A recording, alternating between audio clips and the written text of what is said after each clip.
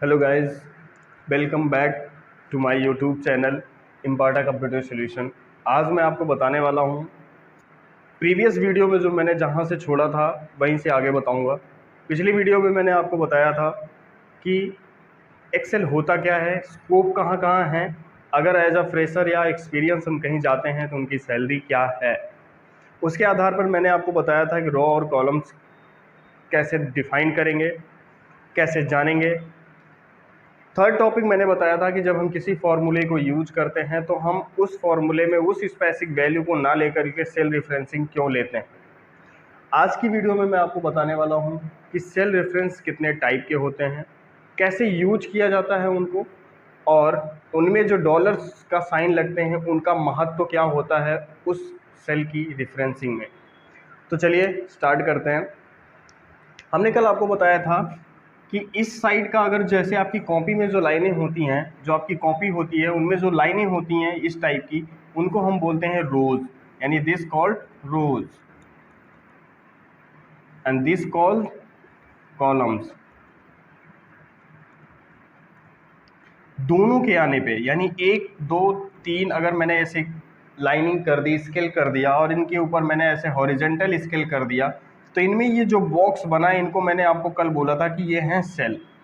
लेकिन इसका नाम मैंने दे दिया ए बी और 1 2 3 सॉरी 1 2। अब आप जरा मुझे बताएं कि इस सेल का नाम क्या है। आप मुझे कमेंट करके भी बता सकते हैं कि इस सेल का नाम क्या होगा। इस सेल का नाम होगा A1।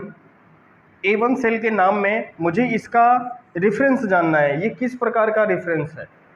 इस प्रकार के सेल रेफरेंसिंग को यानी A1 टाइप के सेल रेफरेंसिंग को हम बोलते हैं रिलेटिव सेल रेफरेंसिंग। रिलेटिव का मतलब क्या होता है, एक दूसरे के रिलेशन, ये रिलेटिव होता है। अगर हम ये और इन दोनों को इनटू करेंगे तो यही आएगा ना A1, तो इस सेल का नाम हो गया A1। अब इसमें एक रो क्या है, कॉलम क्या है। रो हमारा 1 है, कॉलम हमारा 2 है। मुझे जरा जानना है कि इसके बाद वाला सेल नंबर क्या होता है या सेल रेफरेंसिंग क्या होती है। इसके बाद वाला होता है मिक्स्ड सेल रेफरेंसिंग होती है, जिनमें हम करते क्या हैं, एक को लॉक करते हैं, चाहे वो कॉलम को लॉक करेंगे चाहे रो को लॉक करेंगे। किसी एक सेल को हम लॉक कर देंगे, एक कॉलम को या रो को हम लॉक कर देंगे।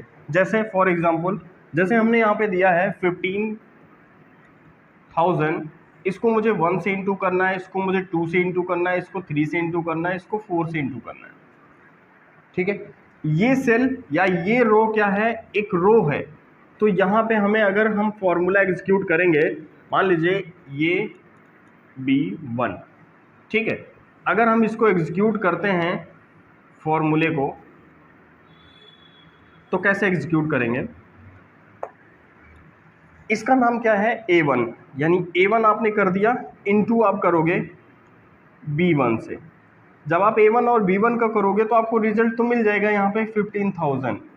बट मैं चाहता हूँ कि जब मैं इस रिजल्ट को लेकर के आऊँ तो यहाँ पे क्लिक करके मैं इसको ड्रैग करूँ तो इन सब का भी रिजल्ट आ जाए, और वो इनटू केवल 15 से हो, 15,000 से हो। तो आप कैसे करोगे, आप यहाँ पे क्या करोगे, एक को लॉक कर दोगे। अब लॉक किसको करना है, आप चाहते हो कॉलम में आए ये यहाँ पे इनटू हो, लेकिन ये इधर ना जाए, तो उसके लिए आप रो को लॉक करेंगे, यानी $1।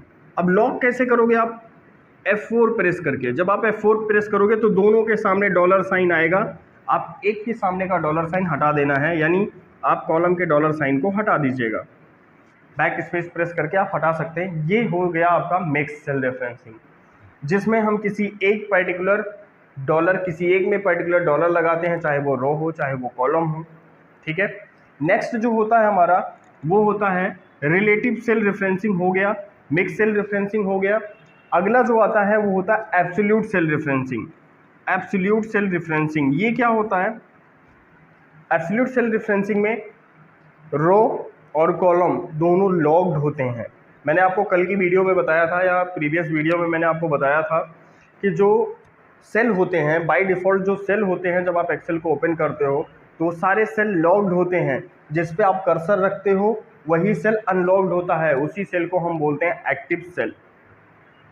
अभी मुझे करना क्या है, मैं चाहता हूं कि जिस सेल पे मैं कर्सर रखूं, फॉर एग्जांपल जैसे आप इनको इनटू करना चाहते हो, आप चाहते हो इन्हीं को इनटू करें और ये यहीं पे रहें, तो आप यहाँ पे इनटू कर सकते हो। इनके सबके सामने आप अगर डॉलर लगा देते हो, इस टाइप का डॉलर आप दे देते हो, तो इस प्रकार के सेल रेफरेंसिंग को हम बोलते हैं एब्सोल्यूट सेल रेफरेंसिंग। आगे मैं आपको बताने वाला हूँ एक्सेल के पूरे चार्ट के बारे में। एक्सेल का जो चार्ट होता है, एक्सेल का जो डायग्राम होता है, उनमें क्या क्या चीज़ें होती हैं, कैसे हम आपको बताते हैं, क्या क्या ऊपर का पार्ट क्या होता है, नीचे का पार्ट्स क्या होते हैं, लेफ्ट एंड राइट में क्या होते हैं, रो और कॉलम कैसे डिफाइंड होते हैं, ये मैं आपको बताने वाला हूँ। ठीक है।